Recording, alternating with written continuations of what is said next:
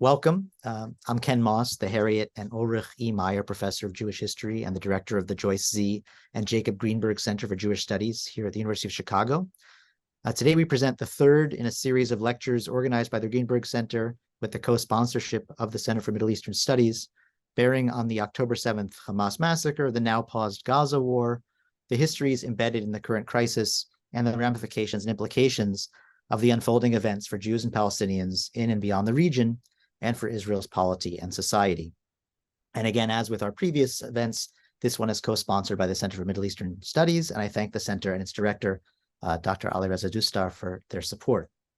I want to take this moment to note just about our previous two events. The first was the Hamas attack and Israel's present war in Gaza, motivations, strategies, politics, and implications with Dr. Menachem Klein. The second was Gaza in the Israeli Imagination with Dr. Ari Dubnov, and both of those are available, as today's lecture will be, for viewing on the Greenberg Center website, on the YouTube channel via the website.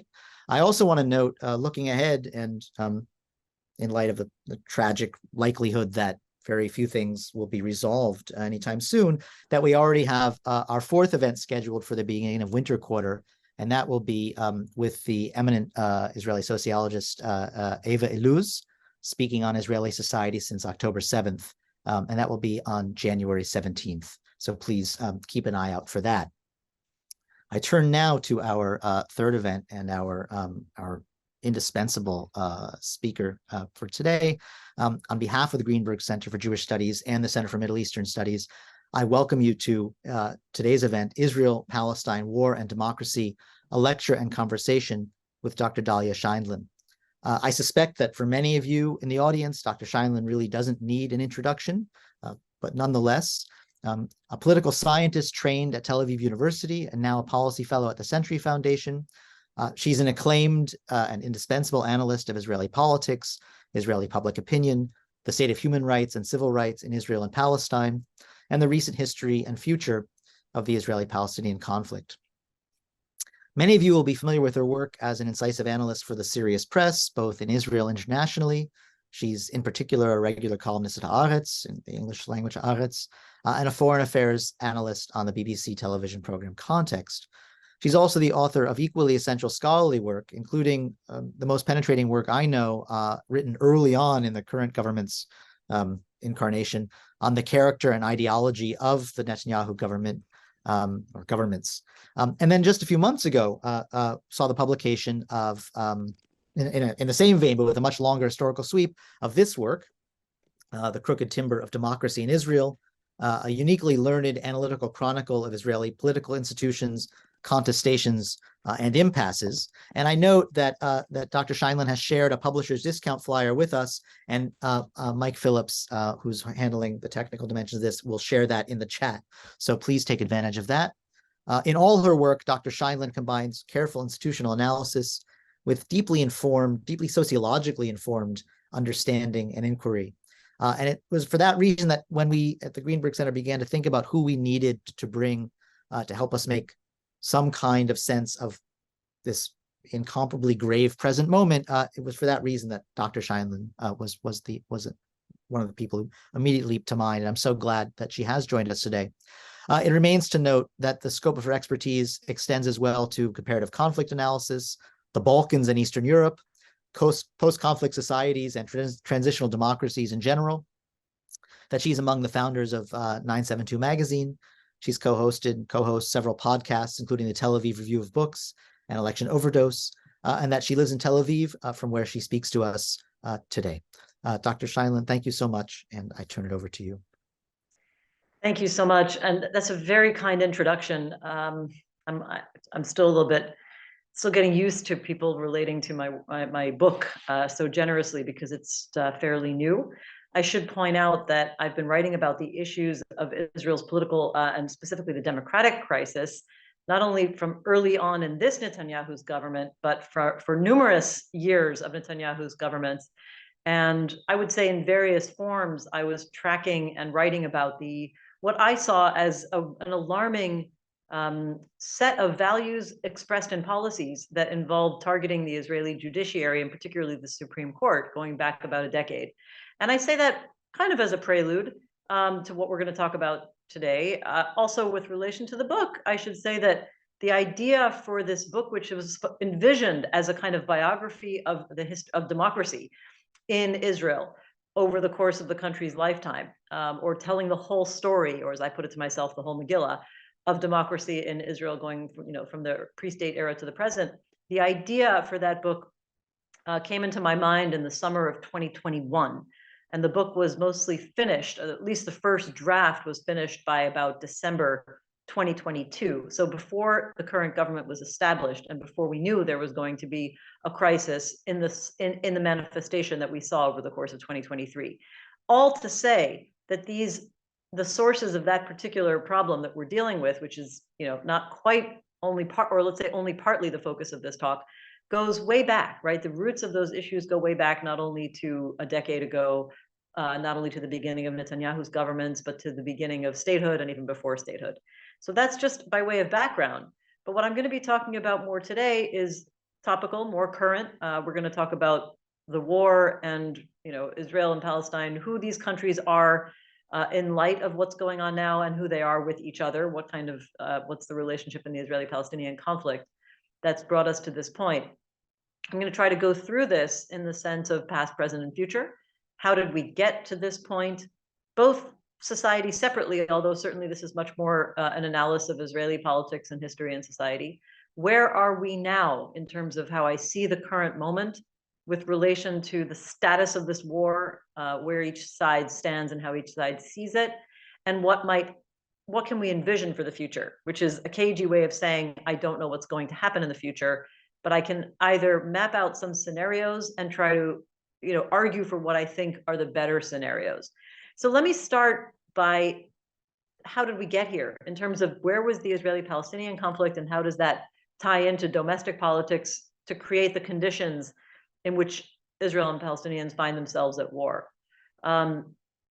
Just to lay out kind of the format of this talk, I'll probably talk for about 35 minutes, and then we'll have a discussion and questions. So the current phase of this crisis, I think what we're seeing, part of the interesting thing about the discourse now is that we're seeing many people who only just tuned in around the world to the Israeli-Palestinian conflict. When did they tune into it? October 7th, October 8th, depending on which side they're on. But of course, this current phase did begin on October 7th with Hamas's attack on Israeli civilians inside Israeli sovereign territory, slaughtering about 1,200 people. That includes civilians and soldiers, taking about 240 hostage. Israel began responding immediately with a massive air campaign against Gaza, bombing, very extensively, which went on for about 10 days, almost 2 weeks, if I'm not mistaken, and then moved into a ground invasion, which is where things are now. But of course, none of this really began on October 7th. Hamas's attack is one in a long cycle of violence.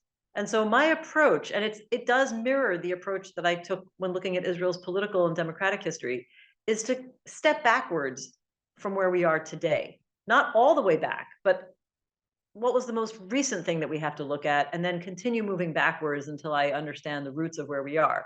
So let's say the previous escalation between Israel and Hamas, and there have been many, of course, was pretty brief, and it was in 2022, so not that long ago. There was actually a very small escalation even in 2023 with Islamic Jihad, but 2022 had a name. We called it Breaking Dawn, so it was a short escalation. Before that, we can look at a series of wars or escalations between Hamas and Israel, depending on what terminology you use. Israelis tend to say escalation or operation. I say war just because it's something everybody understands.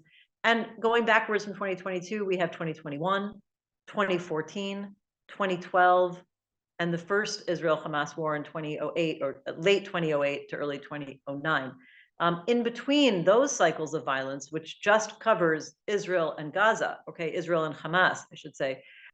In between that, there have been various kinds of escalations of violence between Israelis and Palestinians in the West Bank. After I would say mostly after the war in 2014, which was called Protective Edge, that was one of the more significant Israeli-Hamas wars. After that, there was a sort of knockoff effect of a series of attacks by Palestinians on Israelis and lots of Israeli incursions that went on through 2015 and 2016, dealing with the West Bank that contributed to escalation there. I should also say that over the last 2 years, there has been very significant escalation in the West Bank, which has led to this being really the most violent 2 years, with the highest, death and casualty rates of Palestinians in the West Bank and among Israelis as well, emanating from attacks emanating from the West Bank. Over the last 2 years, these have been the most violent since pretty much the phase of the Second Intifada, which was in the early 2000s. So we're looking at about, a spike in violence over compared to the last 20-year period. Going further backwards, of course, Hamas took over Gaza in 2007, and that was after it had essentially won the last Palestinian elections in 2006. Okay, now that's going back to give you one track of history. And that's the track of the escalations and violence, just to remind us all that this is an ongoing cycle of violence and an unresolved military conflict and occupation. We can also look backwards in terms of the peace process, which is something that we used to talk about. We haven't talked about it in a long time because there hasn't been one.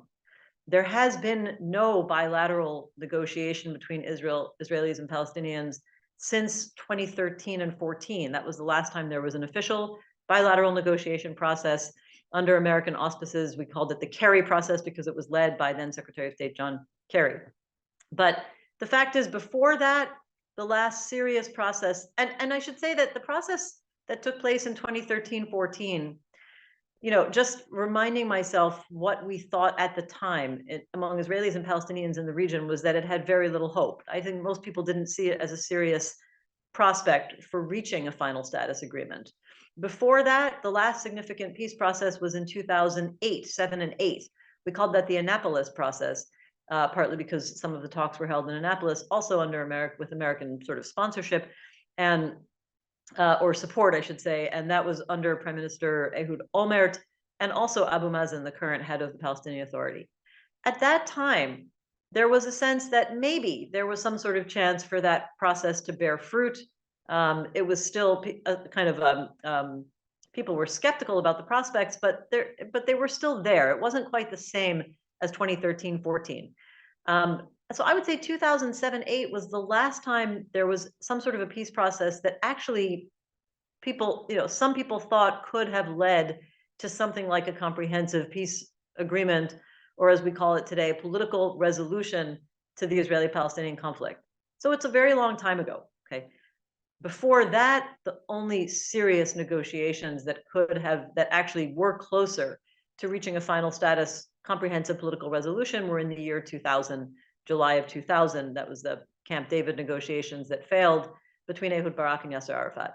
So the point to remember there is that there has been an ongoing cycle of violence for the last 15 years and of course more, but in terms of the form that we see now. And at the same time, in parallel, there has been an atrophying peace process. So there has been no real political horizon for how the conflict might end for Palestinians, how the occupation might end, and how they might achieve self-determination. The conclusion I would just propose people take away from that is that conflicts are never frozen. The idea that there is such a term as frozen conflict, at least for those of us who work in conflict studies and international relations, I always thought it was a misleading term. And that's actually not even from my observation of the Israeli-Palestinian conflict, but largely based on my observation of other conflicts that I work on. Because I have visited, worked on, and studied and done public opinion research and political advising in numerous other places, many of them post-conflict zones, some of them unresolved. They are never frozen. Conflicts that are frozen, for the most part, will eventually escalate or threaten to escalate, and sometimes escalate into bigger geopolitical conflicts. I can think of one exception, and that is Cyprus. Tfui, I hope Cyprus does not explode, but since the 1990s, it's been pretty calm, nonviolent, and it is not resolved. But I would consider that the very rare exception to the rule of unresolved conflicts that eventually they will deteriorate, into cycles of violence or escalate into cycles of violence. So that is, this whole debate over whether we should be talking about context or not. I would like to argue that you can't not talk about about context. This has nothing to do with excusing in any way remotely what happened on October 7th, but it is the background to how we got to where we are. There is also a domestic side of this background for both sides, and let me give you kind of a quick I'll try to summarize what I see as the highlights of the domestic political situation for Israelis and Palestinians that came together to create the conditions that we have today. Starting with the Palestinians, I think that, broadly, Hamas has been aiming for much of its history to dominate the Palestinian national movement. Okay, it wants to be the central player. It has wanted to do that for a long time. It has made the case, and in 2006, it came in first in the election, even though it didn't have an absolute majority, but Hamas-affiliated candidates and parties got about 44% of the vote. We know what happened then. Hamas was not allowed to form the government by Fatah, and then it took over violently in Gaza. That's what led to the split between West Bank and Gaza. But after fighting the first 3 wars with Israel, Hamas did take somewhat of a I wouldn't call it a sharp turn, but made forays, let's say, into a political strategy in addition to its military strategy. So it was always a movement that distinguished itself from Fatah by saying, by contrast to Fatah and the PLO, we do not believe in negotiations with Israel to achieve our aims. We believe in military strategy. And there were 3 different escalations with Israel from 2008, 9, 2012 and 2014. And after that, Hamas made somewhat more of an effort to go back to a political strategy. I would say not at the expense necessarily of military strategy, because there were often cycles of rocket fire. But let's just remember that there was no open war again or serious escalation between 2014 and 2021. So that's quite a long time. And during that time, there were efforts to have reconciliation agreements with Fatah that would have meant essentially a more political role, that would have meant more integration for Hamas into Palestinian politics, for better or for worse.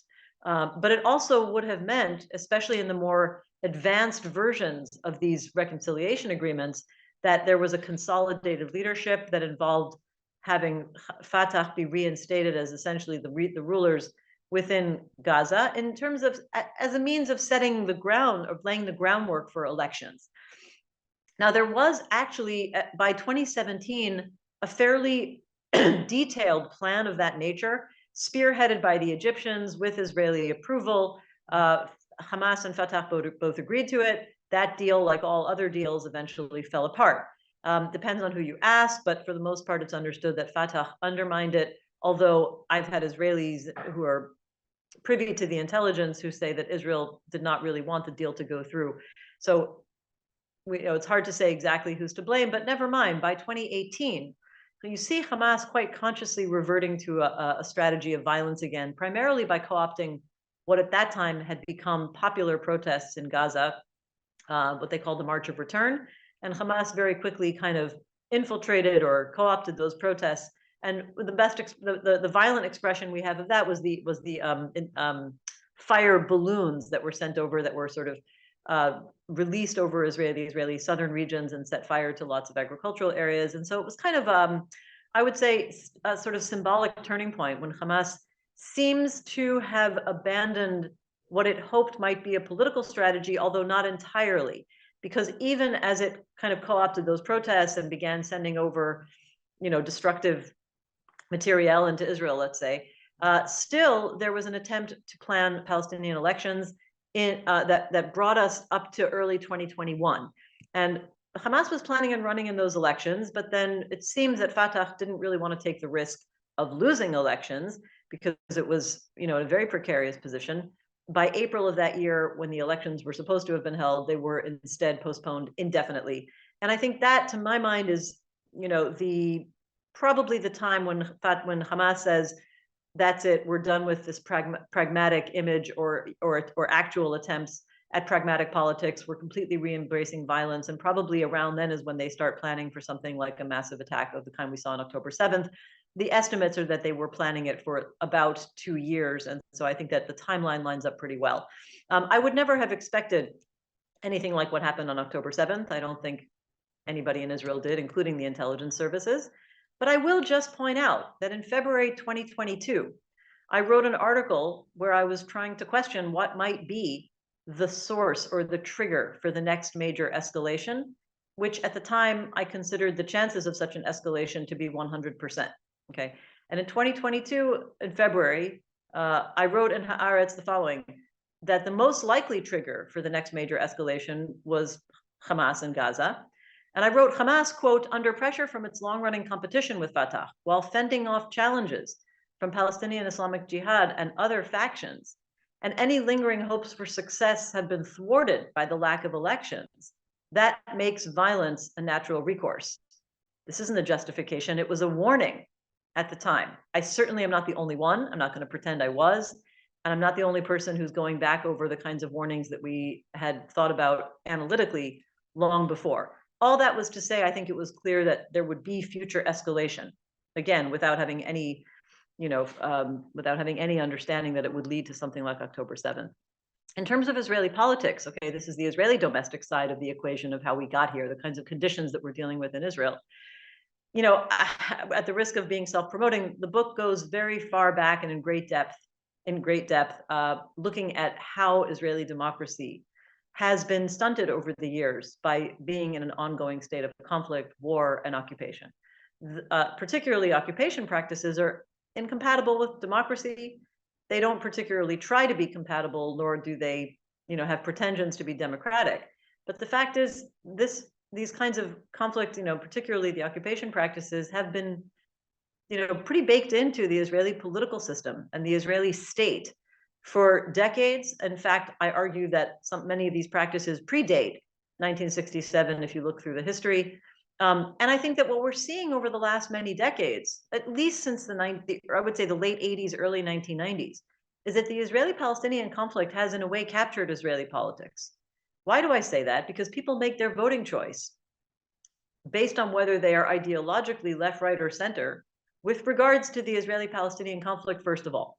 It has a lot less to do with whether the parties they support display good governance, whether they're corrupt or not, whether they're democratic, although often, it is really understanding democratic practices linked to conflict and occupation, but people don't look at it like that. At least they didn't until maybe possibly recently. They certainly aren't voting on social economic policy, because most Israelis would embrace positions in our surveys that are frankly antithetical to where the current government is. And most, the history of Israel, more Israelis consider themselves leaning towards a social democratic system rather than, a neoliberal system, but the governments have been moving in those directions for years. So there's not much of there's a very minimal factor of socioeconomic politics when people consider themselves to be left, right, or center.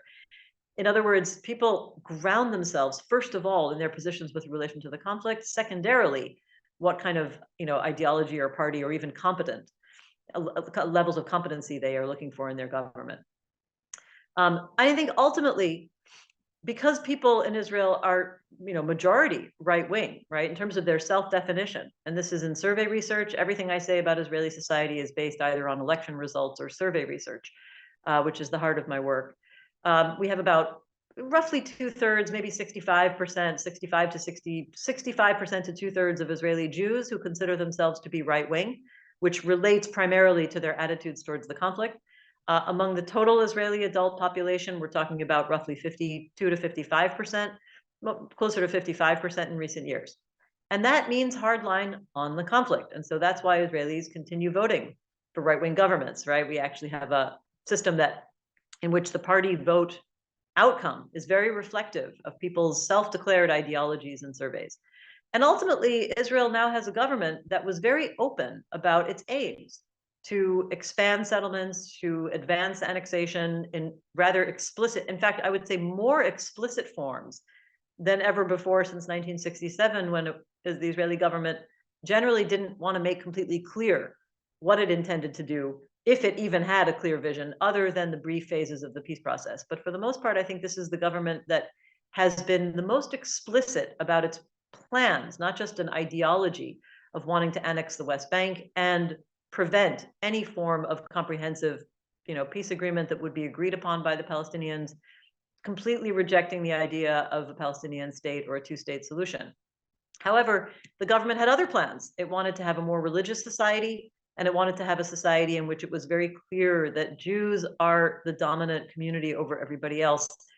Now, you could say that that related to inside Israel, to domestic sovereign Israel, but because for this government, there were no boundaries, right? When they talk about the land of Israel, they mean all of Israel. those are the kinds of values they were trying to instill. And because the idea of advancing more theocratic values and less equality runs counter to liberal democratic principles, including the policies of expanding occupation and settlements and annexation, there's ultimately, you have to be able to weaken the kinds of institutions that uphold liberal democratic values in order to advance those policies. And so it's not a surprise that the first thing this government did, the very first thing, literally within about 2 or 3 days of being sworn in, the current Israeli government announced a series of reforms designed to weaken and undercut and essentially stifle judicial independence, leading to the major backlash that I think everybody probably knows about. But if you don't, I'll remind you. Israelis en masse realized that the destruction, what they saw as the destruction of the judiciary, would have a very direct negative impact on their individual and personal lives. Mass numbers of people took to the street. It created a huge social rift. It was really one of the most enduring mass protests I've seen in any country. I think that people who study civil protests have also quantified that. And it created a huge social rift. It also cracked the greatest consensus in Israeli life, and that is the military. And when it started to be clear that there was something broken in the social contract, and that people who were in reserve duty in very key positions in large numbers were less motivated and threatening not to show up for reserve duty, it really, I think, was a warning sign to Israeli society. It was certainly a warning sign to the defense minister, who said back in March, this is a very, very severe time to be going through this kind of a social crisis, because we are seeing the kinds of escalation that I had talked about over the last 2 years. So at a time when Palestinian politics was reaching a breaking point, with Hamas having given up on political pragmatism, reverted to violence, which was always part of its DNA, increased Palestinian frustration, increasing chaos in the West Bank, deteriorating legitimacy of the PA, complete breakdown in social trust in Israel, and increasing violence between the two. What you have is essentially kind of a perfect storm. And I think that overlaying all of that was the fact that the current Israeli government simply demonstrated massive sheer incompetence. So when we saw the failures of the military, the intelligence, and the governing failures, some of that goes way back before this particular government, right? Because the intelligence failures go back some years. The failure of the military, we could debate whether that was partly because of its deployment in the West Bank, but just the functioning of even regular ministries during this time has been frankly shocking to Israelis. But what we saw, there's no other, I know this term is overused, but it's kind of a perfect storm. And so when October 7th happened, I think Israeli society found itself in a completely unprecedented, shocking state of dysfunction and mistrust between people and government. Let me go to the present and try to talk about where we are now. This is not a military analysis. I'm not a military analyst, but I will just, make sure that we're all on the same page. So in brief, where are we with the military situation? Well, Israel's air war, as I mentioned, began right away. In the immediate hours after October 7th, even that evening already. And then, as I said, within 2 weeks, I think it was about 10 days to 2 weeks afterwards, began the ground war in a sort of slow rolling fashion. What we're seeing is massive destruction in Gaza. I mean, cities have been leveled. Gaza City has been, is often said to, at this point, practically doesn't exist anymore. Massive civilian damage in infrastructure, over 14,000 Palestinians who are dead. We don't know the breakdown of fighters to civilians, but by all credible reports, we have a majority of those who are civilians. I've seen numbers anywhere between 60 and 70%, including over 5,000 children. We have, I don't actually have the latest count, but I would say dozens of soldiers at this point have been killed. And I'm talking after October 7th. I mean, by that, I mean Israeli soldiers. We have somewhere between 120 and 150,000 Israelis who have been evacuated, either from the southern region, which has become practically uninhabitable, although there is already talk about the date or the rough time when they might be able to come back, as well as from the northern border, with significant possibility of escalation on other fronts. Particularly the concern is over the northern front and escalation with Hezbollah. So far, Hezbollah has stayed out. I mean, it's not stayed out in the sense that there's been tit for tat firing up in the northern border, and any minute this could look like a full-out escalation. But it seems that Hezbollah has so far decided it's not going in the direction of a full-out war with Israel, and has also said it will agree to the current ceasefire. Back to Palestinians, about 1 million Palestinians have been have been dislocated, displaced or evacuated from the north. Most of them have gone to the south. There are still people left in the north, but the vast majority of them have gone to the south. So there's a huge concentration of people in the south at this point. The humanitarian situation is so dire that all the international organizations, the Palestinian leadership and Israel are concerned about things like an outbreak of disease, just because there's lack of running water, lack of proper hygiene, sanitary conditions, and a lot of dead bodies, which is causing a cause of grave concern for the kinds of diseases that go along with those conditions. It's very hard to quantify, I would say, the military progress from Israel's perspective. What we know is that the government has established, I would say, 2.5 main goals. The first main goal is that the government has said it wants to destroy Hamas's military and governing capacity. The second main goal, although now they're trying to say it's equal with the first goal, is to get the hostages back. And there was an earlier phase in which the defense minister said something that I think at this point many people have forgotten, which is that he said, we want to completely disconnect from Gaza. We want to finish the work of 2005. We want no more responsibility for Gaza. Now, I think that has kind of fallen by the wayside, but I still remember it because it was, to my mind, a symbol of a lot of misleading and wrongful thinking that has informed Israeli policy over time. You can't cut Gaza off the map. You can try to cut it off politically from Palestinians. You can try to put up a barrier with Israel, but there's no way to separate it geologically, geographically, economically, and security-wise, which is what we all now should understand. So it was something that was said in the early phase of the war by the defense minister. We'll see if they ever intend to get back to that.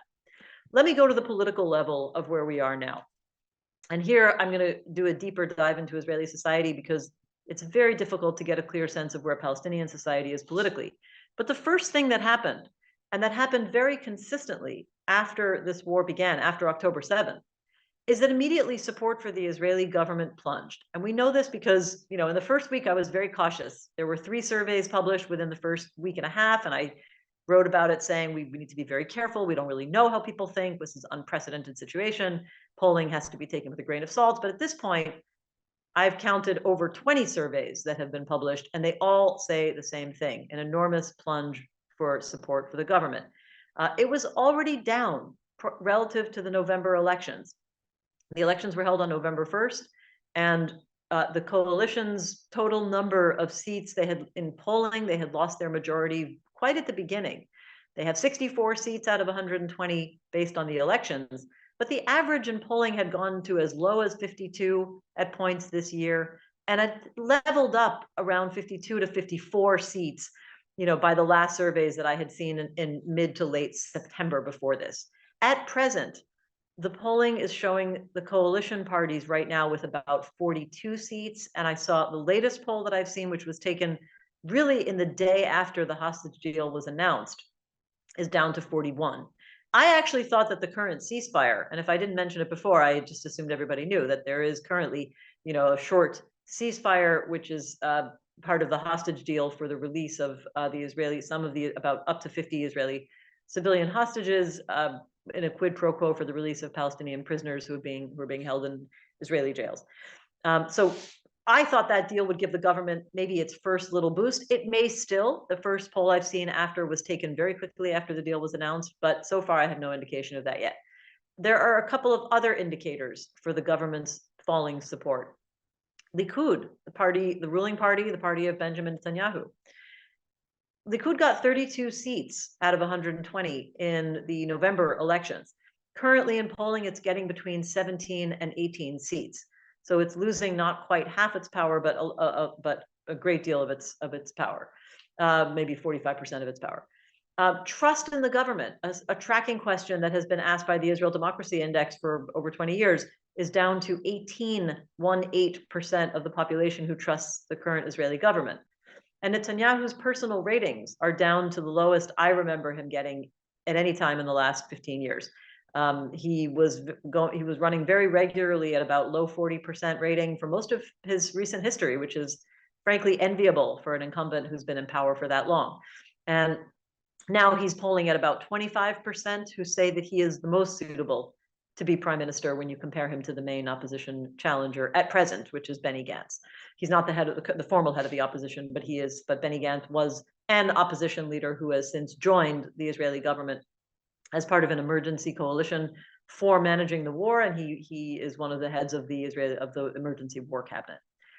So there's a lot of talk in Israel now about what, has Netanyahu seen the beginning of the end? Is this the end of his time and of his phase? Is this the beginning of his decline? I mean, many people like to say it's all over for him. I think we have to be a little bit cautious, even though I said that the polling is very consistent. Polls are not elections. We don't know when elections will happen. There is a mechanism by which Israel goes into early elections, and somebody has to trigger that mechanism. And so far, nobody's triggering it. First of all, we're still fighting the active phase of the war, and nobody knows when that will end. As long as the war goes on, Netanyahu has a bigger emergency coalition than his original 64, and his government is not in danger of collapsing.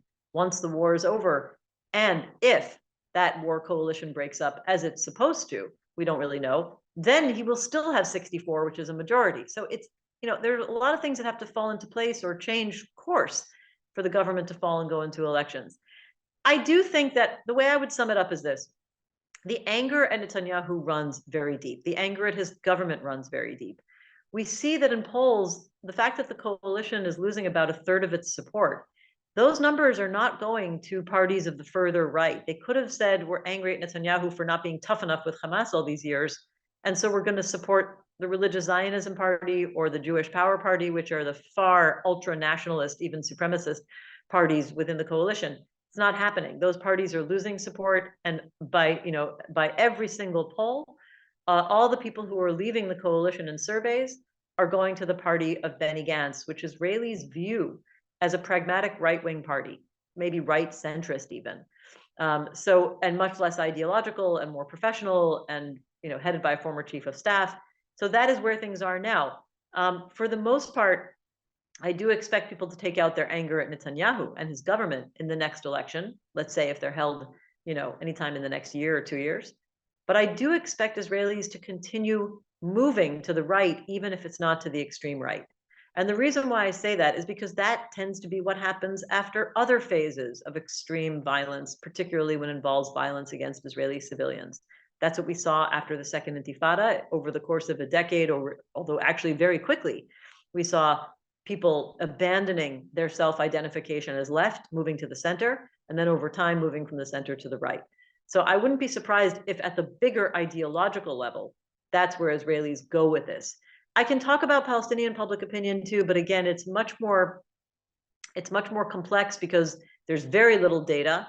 What data there is, it's hard to know how sound the methodology can be during wartime, especially given the very extensive dislocated situation of over 1 million people, and probably about half of Gazans have been moved, as I said.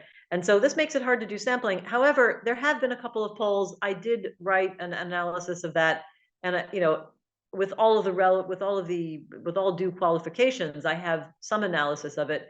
But I think that if I can give one top line on Palestinian public opinion, it's that it's very hard for them to step back and make assessments, for example, of who Hamas really is in the middle of this kind of war, when the level of destruction is so vast for the people experiencing it. I think many Palestinians in the early hours of October 7th felt a sense of elation, that there was like a liberation from what they experienced very much as a prison of Israel's closure over Gaza. The next thing that happened was that they understood or learned about some of the atrocities. How much, I think, varies depending on which Palestinian community you're talking about: West Bank, Gaza, East Jerusalem. And then from what I hear from Palestinians that I've spoken to, a sort of dissembling resistance to admitting that was maybe real, not wanting to be part of what they had heard about, and kind of trying to deny it because they didn't feel they wanted to see those atrocities as commensurate with the Palestinian struggle. So a lot of confusion and a lot of fear. Many people think Hamas will get stronger now, in terms of seeing Hamas as the only power that has stood up to the great powers of the region, Israel and the United States. I think that some people fear that with Hamas even stronger, it will become more repressive. People are afraid to speak against it. all of those things are true, and there is one survey showing extensive support for Hamas and October 7th. So I would say it's a very difficult picture to analyze, but I did attempt to do so in a recent article if anybody's interested. Let me move into where I think this is going before I open it up to questions, and I'll really look forward to your inquiries. I don't want to try to predict, but I can lay out scenarios. I can't say which one of them will happen, but I can try to give them to you in the order that I see in terms of the likelihood of each of these different scenarios for what will happen between, let's say, on the Israeli-Palestinian conflict going forward. For one thing, it's very hard to know how Gaza, recovers from this. The damage is so much more extensive than anything we've seen so far that it's hard to even envision what kind of a reconstruction mechanism would be needed, the kinds of mechanisms that they have put into place in the past with, extensive donations from abroad to rebuild. I mean, we're talking about rebuilding enormous, urban centers, and, up to half people who've had their homes and buildings and apartment buildings destroyed, and the civilian infrastructure that goes along with them. So there's a very severe situation in the immediate term. And how can the people be governed in that situation? One possibility is that there is no going back, that the people who are already currently concentrated in the south, all of those people who've been displaced from the north, cannot go back because there's nothing to go back to, and that they remain in what some of my analyst colleagues have called some sort of a super camp, completely dependent on international humanitarian organizations to supply their absolute minimal, basic humanitarian needs for the foreseeable future. I think that's not a static scenario. I think in a scenario like that, there's great likelihood of deterioration into violence, especially if there's no clear political leadership. Political leadership does not like a vacuum. And right now, Israel has stated that its number one goal is to destroy Hamas, both its political and military governing capacity. The question is there any governance after that? Is there any governance that can we even foresee a governance? I mean, Israel doesn't really want to be that government unless Israel could depopulate Gaza entirely and expel the people. Now, the question of whether the Israeli government actually wants that, I think that it has to be asked, if not only because, not necessarily because of what is going on the ground, although partly, but also because there have been documents circulated within the Israeli government, on Israeli government official stationery, laying out those kinds of plans, which does not mean they are the plans of the government.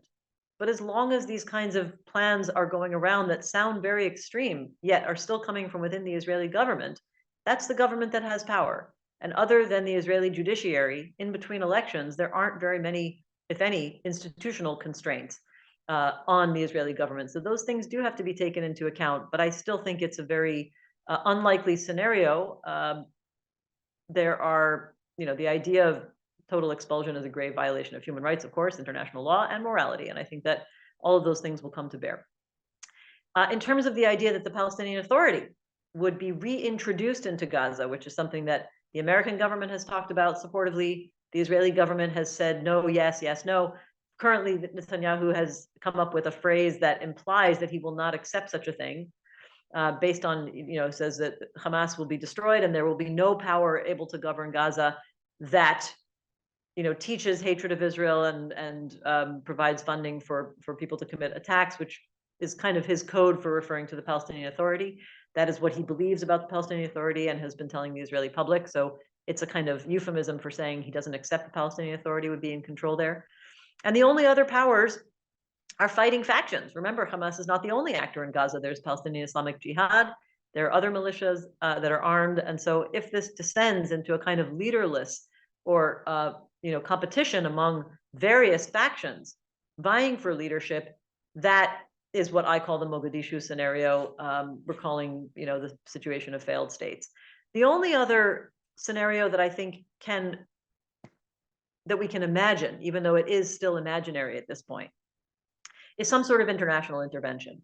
It's something that I have written about based on my analysis of other conflict societies in at least two major cases where international intervention, or what might be called a temporary international administration even, has helped create a transition away from conflict and crisis into stabilizing society and rebuilding self-governance. Okay, now this can be done completely wrong.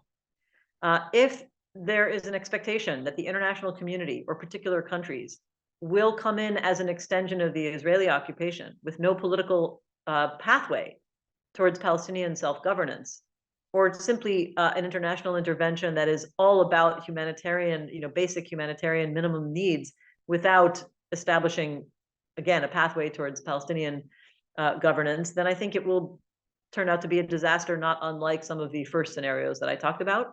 However, I think if there are a few principles, a few different principles guiding some sort of international intervention, there can be some potential with a lot that could go wrong, but potential to do better than the first scenarios I talked about.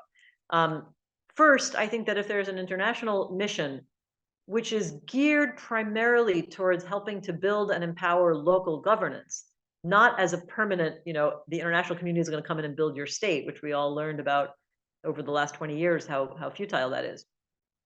But to actually, from the beginning, envision this kind of temporary administration as a pathway towards bringing the technical know-how and personnel and training and resources for self-governance, ultimately. That is a better approach. Such an approach can build off of existing institutions. Okay, Palestinians loathe the PA and Fatah, but to the extent that there are some functioning institutions, the people who run them can be changed, right? Those can be people who would emerge from grassroots society with international support. There needs to be a clear timeline for that transition to local self-governance, and I would say eventually elections, because it's up to the Palestinian people to choose. And from the start, this kind of intervention must be grounded in some sort of horizon for getting back to a comprehensive political resolution with the Israelis. I think that without that sort of, knowing that there is progress towards that aim of Palestinian independence from Israeli control, that lack, the lack of hope that results from that would essentially lead us back to where we are now and would feed spoilers too easily, leading to violence pretty quickly. To ensure the security of both sides, and I think that, for too long, the idea of security has often been seen as something that is exclusively an Israeli concern. Palestinians have security concerns too. And on the other hand, nobody can dismiss the Israeli security concerns because they are not just concerns, they are absolutely real. Therefore, I think an international, any sort of serious international intervention would have to have two prongs, a security aspect and a governance aspect. It would probably include demilitarization of Hamas, which is, again, there are policies that have been agreed upon, that have been implemented in other conflict societies where this has happened. Successfully, more or less. I mean, there's no one example is perfect, but there are precedents for these kinds of things. And so I think that's the kind of international intervention that I think can happen as a means of beginning to transform the current situation, once the immediate crisis is over, into some sort of future political horizon. As for that future political horizon, ultimately, I think that we're seeing the international community going back to embracing a two-state solution, but it's a little bit too late. The Israeli government doesn't want it, and the geopolitical reality between the river and the sea has practically precludes it at this point. I think we will never be able to go back to a situation of complete partition. There's frankly no way to disentangle all Israelis and all Palestinians at this point. On the other hand, the idea that any sort of framework to contain conflict can be based on separation, fragmentation, isolation of various parts of Palestinian society, to my mind, was one of the biggest contributing factors to the fact that Gaza festered and became, such a zone of rage and violence, partly due to those contributing factors. So I think that the final status political framework that will have the best chance of containing what is still, an active conflict, and I don't think we need to be naive about that. The idea is to find a political framework that will contain it, even if we know it can't stamp out every instance of violence.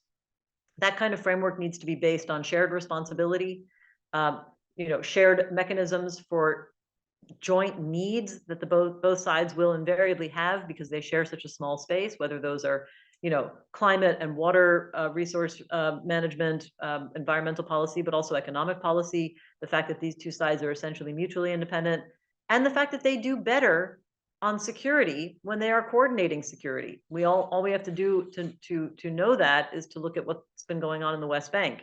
It's not a good example because it's under a situation of unresolved conflict in which Israel essentially controls ultimately Palestinian life in the West Bank as well. However, the security cooperation that has been going on for about 30 years is one of the reasons why we haven't had, something quite as extreme as we're seeing between Israel and Gaza going on in the West Bank.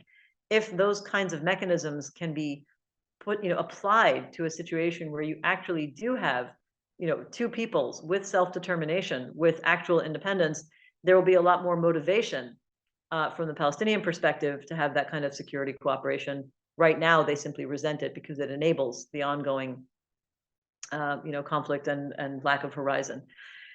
So, I don't think I can pretend to have any foolproof answer, but I've tried to map out where I think that the situation is likely to go and the paths that I can imagine, even though they are very far off and fraught with problems, for doing just moderately better. No conflict resolution I know of has been perfect in any other case, but I do think the region can do better. None of this, of course, can happen until the active war, the active hostilities, the active military side of this has ceased in order to begin thinking about how to rebuild. So I will stop there, and I'm looking forward to your questions, and thank you for listening. So thank you so much, Dr. Scheindlin. And to the audience, please drop your questions, as some of you have begun to do, into the chat, and I'll try to both ask all of them if we can, and I'll try and concentrate them when I see many threads coming together. And I will just say that I'm going to be typing so I can remember all the questions, not because I'm distracted by anything else. Well, I mean, I think you can probably anticipate that it's the same set of questions, namely all of them, right? That I'm sure you've been hearing and thinking about. We have a number of questions about sort of the larger, obviously the questions that concern the war, the conduct of the war, questions that bear on, for instance, whether you think it's possible for Israel to actually attain any of its stated objectives. Then linked to that question, what kind of impact will that have, or is that having? And you began to address this, I guess, on sort of on Palestinian outlook, and particularly support for Hamas, or for more militant response or counter response or what have you. And then a more specific question linked to that is maybe asking you to speak about the International Criminal Court, questions of human rights violations, whether Israel can imagine. Whether we can imagine the Israeli government facing prosecutions for war crimes. And I guess, and then finally, clearly there's a general set of interest in sort of how asking you to say more along those lines, and any others you might like, about what sorts of international intervention and international involvement strike you as possible, not just exigent, right? Mm-hmm. Okay, so I'll start with those. Well, in terms of the conduct of the war, I think this is a massive open question that all the analysts have. In other words, when I look at the government, how they've stated their objective, the idea that you can destroy Hamas militarily maybe has some, should have objective measures, right? You can either count how many of the top leadership have been killed, whether they're on the military or the political side. You can look at the number of fighters who've been killed. You can look at the number of, you can try to track the number of weapons that have either been used or killed, i.e. expended. You can look at the number of tunnels that have been, discovered, emptied and destroyed. There are lots of measures that I could imagine for understanding whether the military aim has been achieved. However, the government is not letting us in on those measures. And I haven't, other than those basic outlines that I just put out there, I don't think we have a clear sense from the government of how it has defined its objective measures for when Hamas has been militarily incapacitated. However, at least I can anticipate them, and sort of guess intelligently from previous wars what they would be. In terms of whether you can destroy Hamas at the level of governance, that's much tougher to figure out, right? Because who counts as being part of Hamas, and what do you intend to do with them? I mean, if the idea of destroying Hamas's governing capacity means killing everybody, how do you even quantify who counts as a member of Hamas, or a clerk who worked in the health ministry, maybe a teacher in the education system? the idea that all these people should be killed, first of all, I'm not even talking about the legal violations of killing civilians, if that's what they mean. But we don't really know what they mean by destroying Hamas's governing capacity. Does it mean bombing the ministries? Maybe. But those are the kinds of things where it's very hard to even understand what the objective or empirical measures are, that would enable the government to say we've achieved that aim, which is why many of us are having a very hard time understanding at what point this war might end, because we don't really understand how those aims are going to be measured. I'm going to guess that it has a lot to do with how many of the top political and military leadership have been actually physically killed. However, we did hear that a top military commander was killed yesterday, but we haven't seen so far the assassination of anybody outside of the region, right? We assume that much of the top political leadership is in Qatar. We haven't seen extraterritorial assassinations, and so it's very hard to know how the Israeli government is looking at these aims itself. Having said that, it is certainly doing a great deal of, as I said, vast scale of damage to civilians and civilian infrastructure and buildings and cities in order to achieve these things. So I do think there's a mismatch between how much we are able to understand the government has achieved on a military level and whether there is proportionality of the civilian damage being done. And that's why it looks disproportionate, I think. I'm not saying there are no military targets and that they're not legitimate, but how can we judge proportionality when we don't know what those measures are? And so, all we can very clearly see is a vast scale of civilian damage and death. And right now, I think that Israel, that's my assessment. But I should say that the Israeli government's perspective is at the moment the ceasefire is over, they're going back to fighting. Again, it gets very complicated. I think there should be a ceasefire. I've called for a ceasefire because I think none of the kinds of longer term reconstruction that I've talked about can be achieved without stopping the fighting first. And the more that is delayed, the harder it will be, the more damage there will be to repair. But that's not where the Israeli government is going with this right now. And in terms of, I would say I agree with the Israeli government on the need to incapacitate Hamas militarily for sure. But the question is how to do that. Can you kill every fighter? Can you confiscate every weapon? Or is there a point at which there are diminishing returns and it's better to come to some sort of a ceasefire agreement that involves demilitarization, which again has happened in other conflicts, and I will get to that with the last question. What kind of an impact is the war having on Palestinian outlook? I mean, again, the survey research we have to go on is very, very minimal right now. And I invite anybody to, again, with the risk of being self-promoting, read the article I wrote in Haaretz just last week about this very issue. But I'm hesitant to depend too much on surveys. I'd like to go based on historic precedent in addition to the survey research. And the historic precedent shows that when there is a war, support for Hamas goes up. Just as if you're considering Hamas kind of the right wing, the hardline, the militant actors in Palestinian society, we have a mirror image on the Israeli side. When there are wars, support for specifically certain kinds of, most wars lead Israelis to become more right wing in terms of supporting military strategies and supporting expansionist aims. So the same thing has happened on the Palestinian side over the years. Usually, after each escalation with Gaza, Fatah and Hamas have been tied in polls. And then after each escalation, when Hamas takes the lead on these military campaigns against Israel, their support goes up. And then a few months after whatever war it is, their support goes back down to being roughly tied or sometimes dipping below Fatah. That's been the pattern, kind of like a crisscross over the last, since 2009, basically. This being a war of a completely different magnitude, I would say there is an element of higher support for Hamas, as we saw in the survey that I mentioned, and as I would expect, based on historic precedents. But I am hearing also in conversations with Palestinians that there is a great deal, like I think I mentioned, a great deal of resentment against Hamas that was building up before this. And there is also a very good analysis I can recommend on Foreign Affairs that was published maybe within the second week of the war, based on the Arab Barometer survey, who completed their data collection of the Palestinian sample, including Gaza, on October 6th.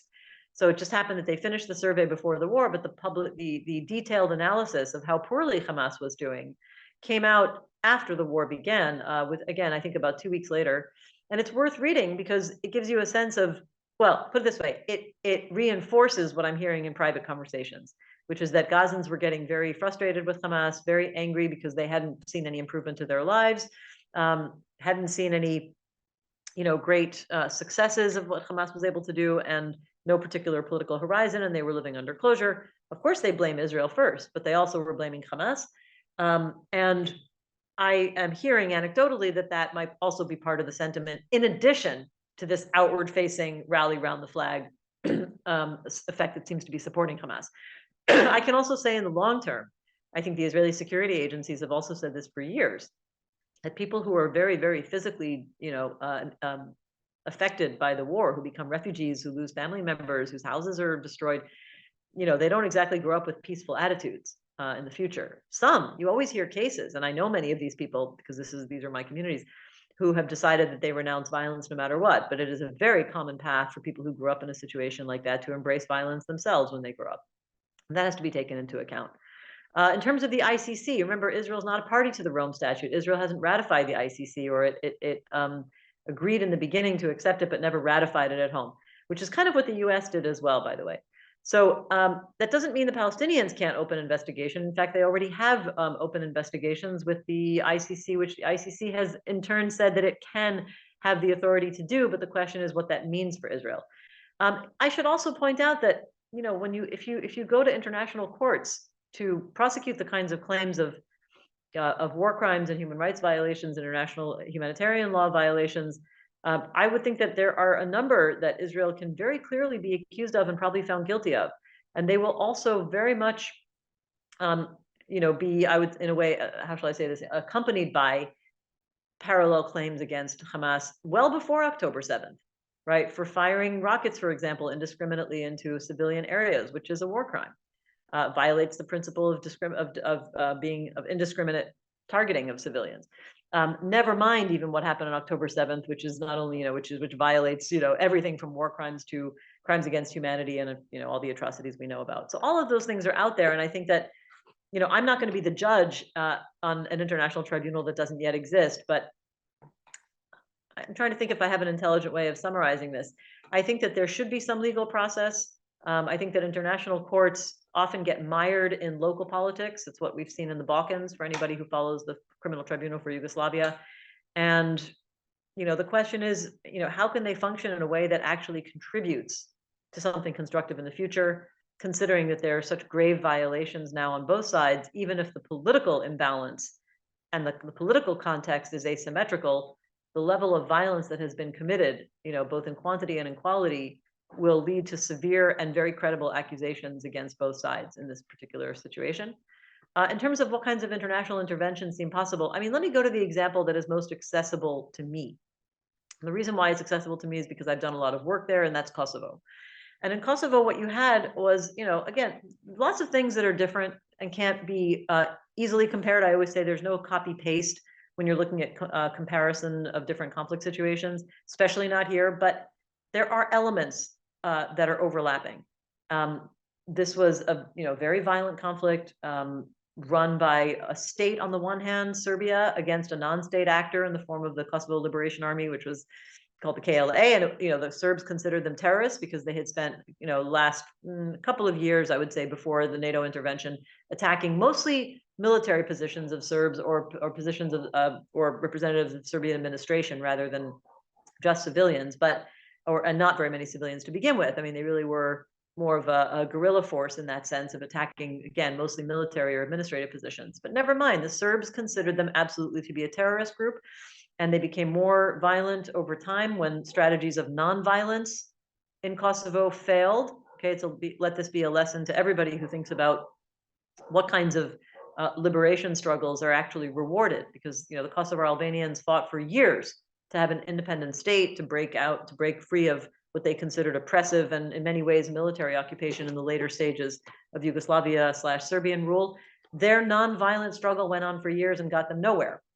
Okay, once the KLA came around and became more violent and provocative, then it incurred a very disproportionate violent reaction by Serbia, which began, mass expulsions, to the point where the international community got nervous. America got nervous that it was going to turn out to be another Bosnia, and spearheaded a massive NATO intervention, which was a huge military operation, international military operation that will not be happening in Israel and Palestine, right? The international community is not going to get together and stage a military intervention in the way that NATO did in Kosovo.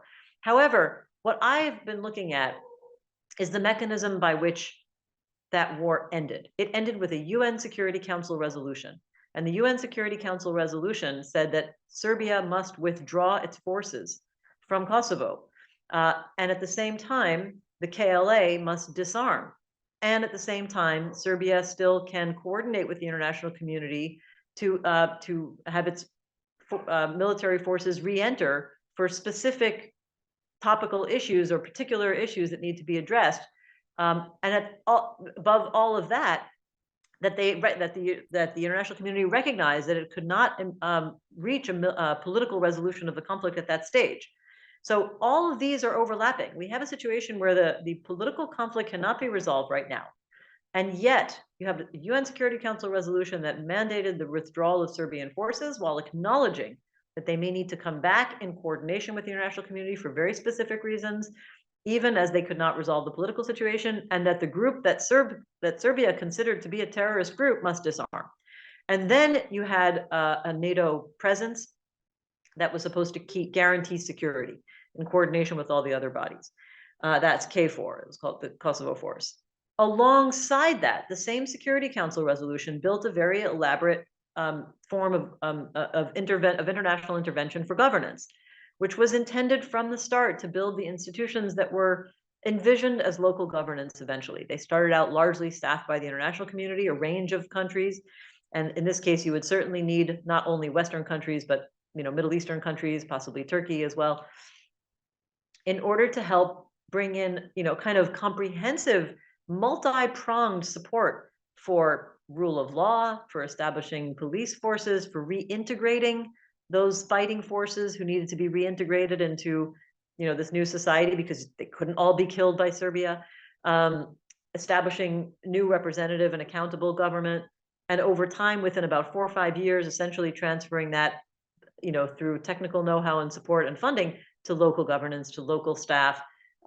Although the international mission has been essentially still in place for a very long time, but it is mostly locally run. And then eventually, I think that the criticism is that there was not fast enough movement towards political resolution. And that has to be a vital part of this, which is why I mentioned it from the start, that if there's any international intervention without some sort of a political horizon, it will likely run up into a kind of boiling point, or run into a wall at a certain point. That's when Kosovo unilaterally declared independence, to the great dismay of Serbia, and it's an unresolved conflict at the political level to this day, and it's not a healthy situation. There have been numerous very recent, very tense moments of possible near escalation. So that conflict does need to be resolved eventually, but I think that there are interesting mechanisms within that model that could be applicable here.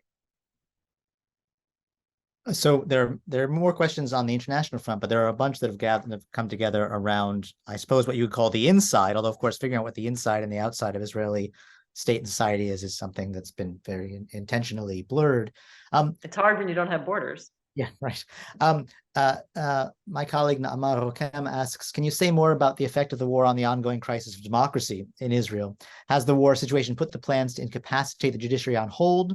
Or has it enabled the Netanyahu government to pursue the same agenda through different means, silencing dissent, restructuring the media landscape, etc.?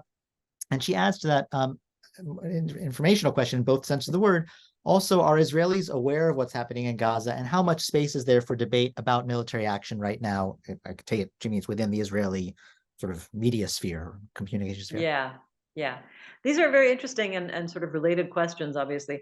Let me start with the second one. I mean, Israelis have, by and large, a fairly free information environment. I mean, there are some constraints on the media. We have a military censor, but I would say by far. But we have 3, even sort of 4 competitive news channels. One of them is the public broadcaster, and they're traditionally much more independent in recent years in general, but especially in recent years. We have numerous daily papers. We have independent media. I'm the founder of an independent media outlet. We have very critical media. So I mean, in many ways, Israelis have access to a lot of information. The most interesting and I think enduring constraint on the Israeli media, which goes back to the earliest days of statehood as well, is self-constraint. Okay, this is a conformist society in many ways. It's very different from the American individualist ethos in that sense. And nowhere is this better expressed, I think, than in what I would consider the mainstream media. Not exactly Haaretz, but the major daily newspapers and the major daily television channels and news radio programs.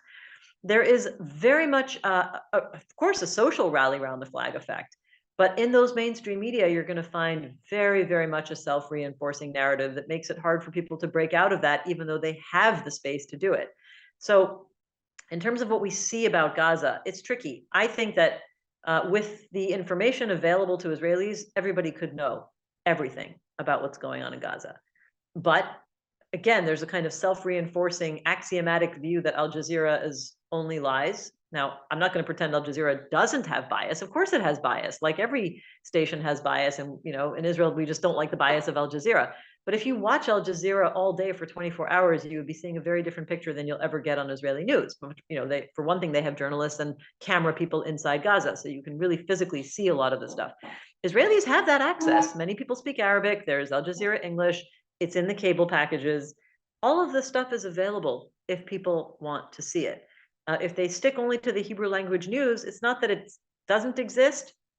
It's just a much lesser part of what Israelis are talking about. And maybe that's natural, right? I mean, I would say there's a huge, I haven't quantified it, but if I were to do a quantitative study, I would say 50% of every day's news are people telling their personal stories from October 7th, victims, families, people who are kidnapped, people who are killed. I mean, it's every day we're reliving that. And that is much more prominent in every single day of the Israeli discourse than the destruction of Gaza. Not that the destruction of Gaza is absent, it's there. It just takes a back seat to the Israeli perspective. And again, I do think that's natural in wartime. I think there is a compounded factor of the Israeli media environment having a general self-reinforcing conformism, which mirrors some aspects of Israeli society as well.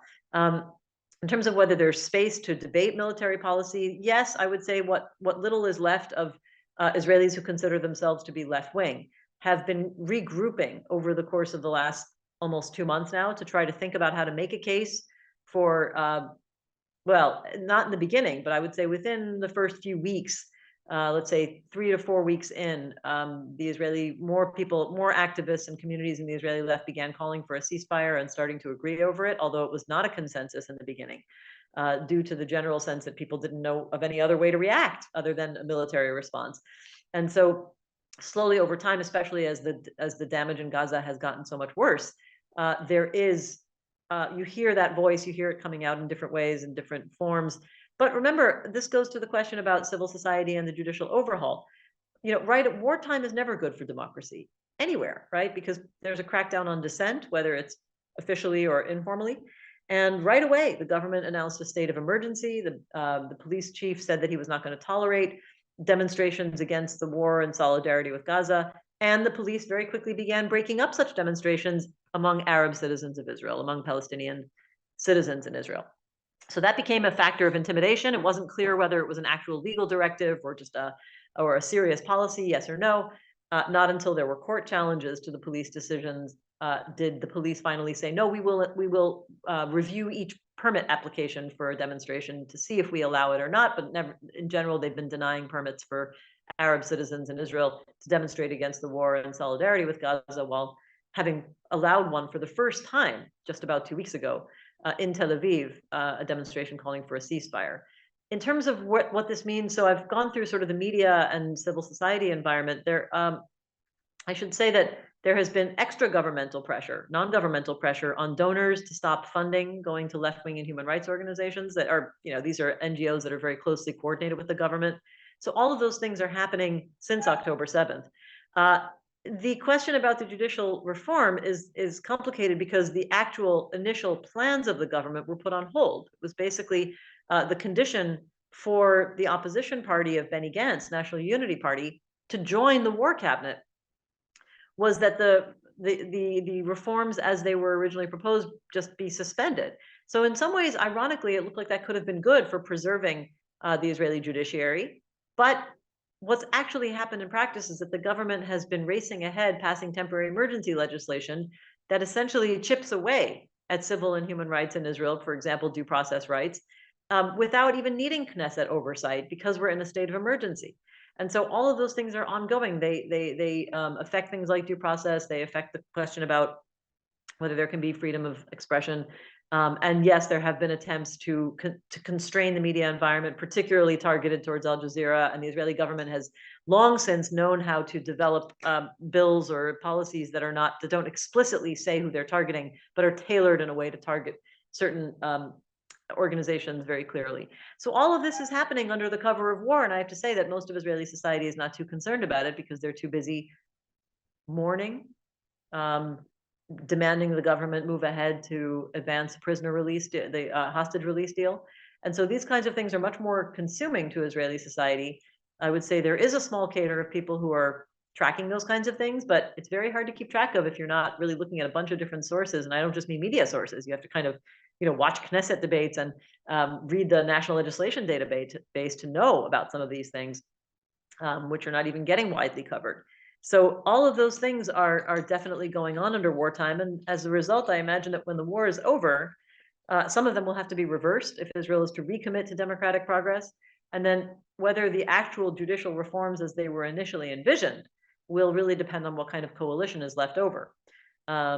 I should say the justice minister doesn't seem to have changed his position at all. He still is either refusing to convene the judicial appointment committee or convening it only in ways that are kind of not letting him make the biggest where he doesn't have to make the biggest decisions about which appointments he should be making. Like, for example, who's the chief justice of the Supreme Court? We still don't have one. So all of those things indicate that the justice minister has not changed his fundamental outlook on what has to happen here.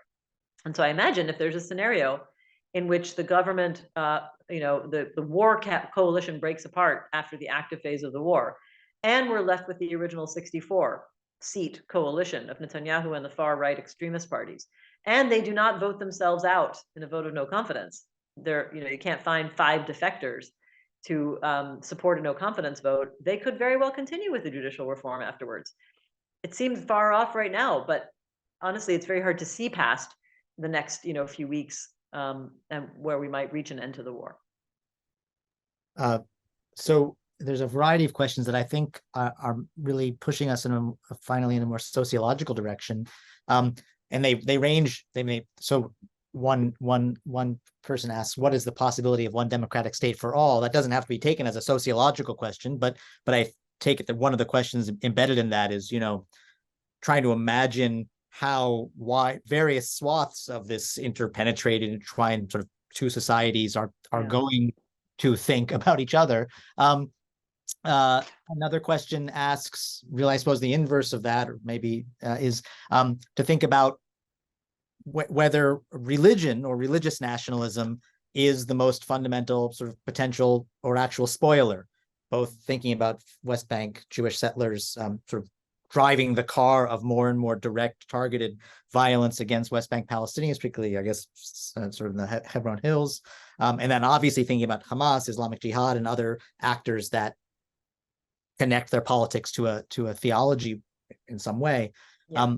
And can they be restrained? And then a final sort of tranche of questions, I guess, really ask for more information as you see it about what's going on in Israeli, or maybe it's Israeli Jewish, but not only political society. So who are the people who are leaving Likud for Gantz? And is that, is it a very particular part of the Israeli political mosaic? Are there more fundamental shifts going on vis-a-vis what Israeli Jews, or perhaps all Israeli citizens, want from and expect from government? So I don't quite know how you want to divide up that large pie, but maybe some sociological insight you can offer about longer term trends, I guess, in various aspects and parts of Israeli and Palestinian society.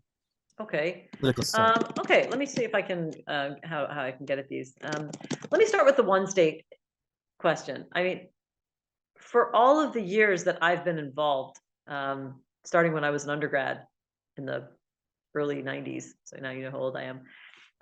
There's been this question about whether the idea of one person, one vote, one democratic state from the river to the sea can be an answer or solution to the conflict here. And every time there's some sort of despair over where the two-state solution might go, the obvious alternative seems to be one democratic state. The problem is that nobody ever actually wants it. There's always a very tiny slice of either activists, sometimes in the region, sometimes abroad, or sort of anecdotally, people say, oh, we should just all be the same, have equal rights, open society. But the fact is, there's not a single political party that openly supports it, not among Palestinians, not among Israelis. And I mean an equal democratic state. Okay, there are parties that support an unequal state dominated by one side or the other. There might have been political parties within Palestinian citizens of Israel who sort of supported it, but it's very hard for them to say that openly because Israel has a law against parties being allowed to run if they negate the democratic and the Jewish character of the state. And so, given that Israelis tend to interpret the idea of one democratic state as no longer a Jewish state, any party that would openly embrace that runs the risk of being disqualified for elections. So they wouldn't say it openly. Although there is one party that is understood to generally support something like one democratic state, but they never actually are on the rise in Israeli politics. And so at the political level, we don't have any momentum for that. At the level of public opinion, I can say that, support for the two-state solution has been declining incrementally, but in an accelerated fashion over time, over the last, 10, 12 years. Right now, you have only a minority on both sides who support the two-state solution. It's somewhere in the mid 30% range, really, for both societies. The Israeli side often gets up to 40% these days because the Palestinian citizens of Israel bring the whole average up. They support it at a much higher rate. But Palestinians, we're talking 29, upper 20% range to mid 30% range, pretty much the same with the Jewish population.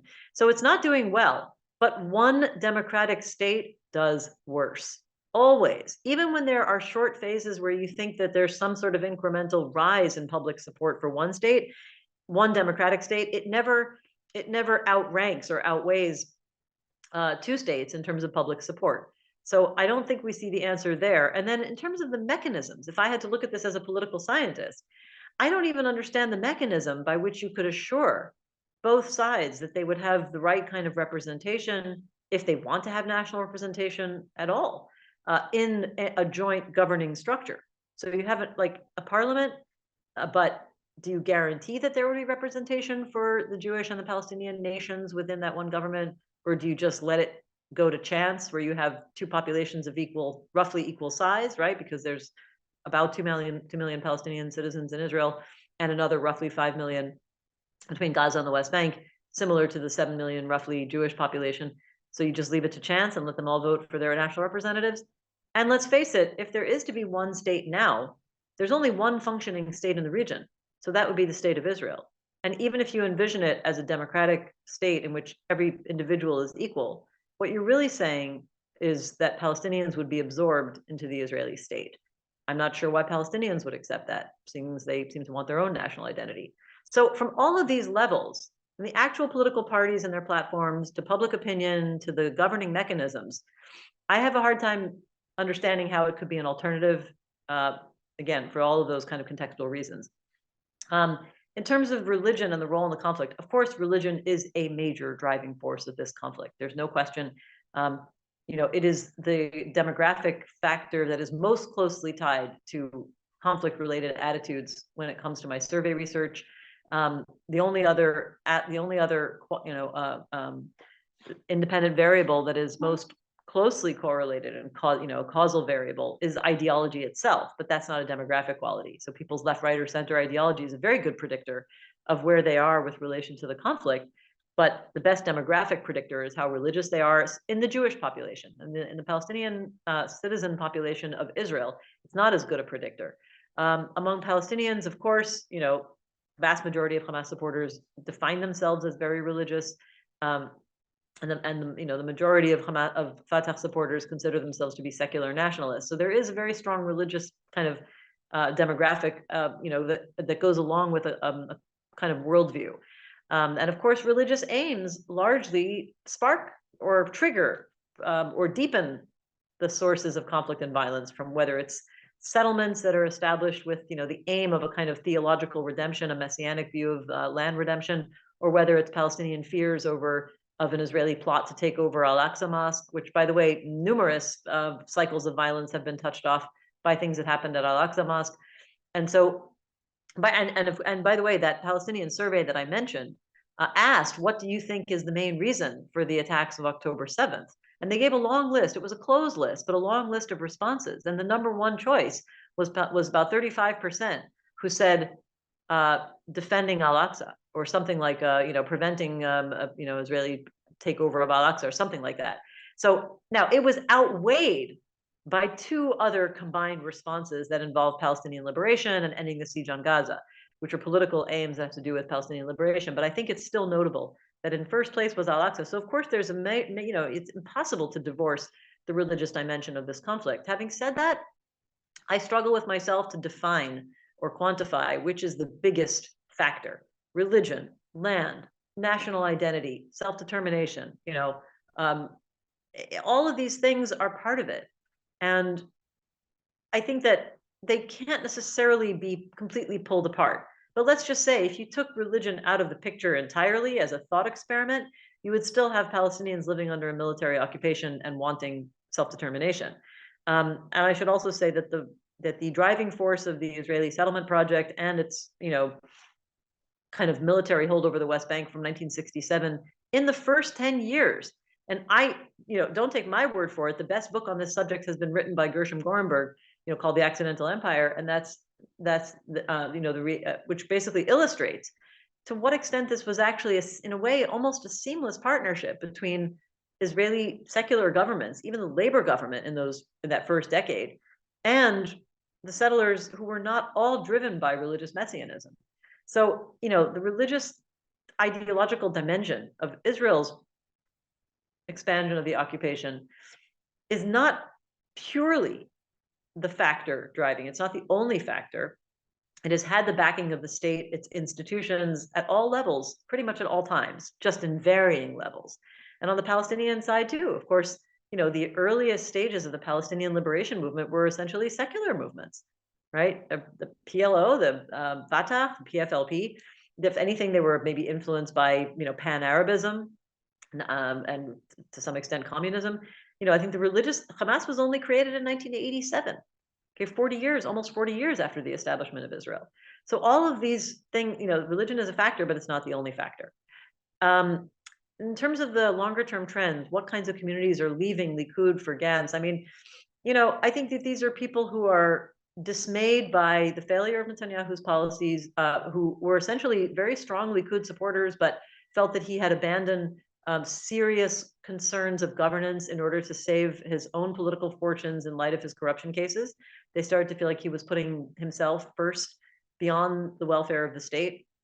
And they stuck with him for a very long time before they, left, at least in surveys, right? They haven't been put to the test in the elections. Remember, Netanyahu still got almost 30% of the vote in the last election. And we don't know what will happen in the next election. But if you're asking where the demographics are going long term, I mean, again, there's an interplay between ideology and religiosity among the Jewish population. I should say the Arab population of Israel is about 17% of the voting of the electorate, in terms of the number of adults and the number who are actually citizens. When you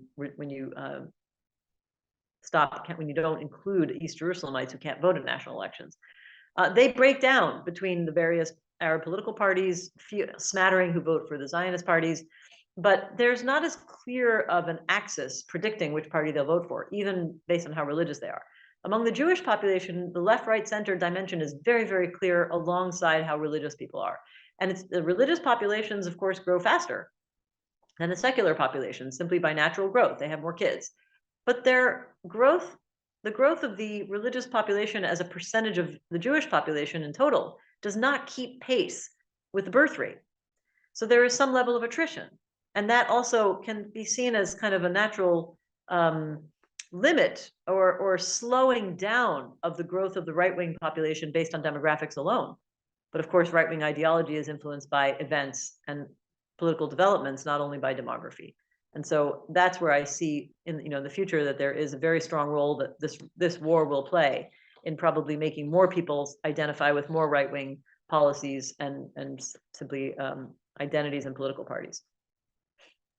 Well, thank you. There are many other questions. I think it suggests that we ought to have you back. Alas, I suspect that they will be open questions for some time to come, and we'll be joined by others too. But I think at this point, we just want to thank you so much for this incredibly illuminating lecture and discussion, and wish you the very best. And thank you. Please join me in thanking our speaker this afternoon.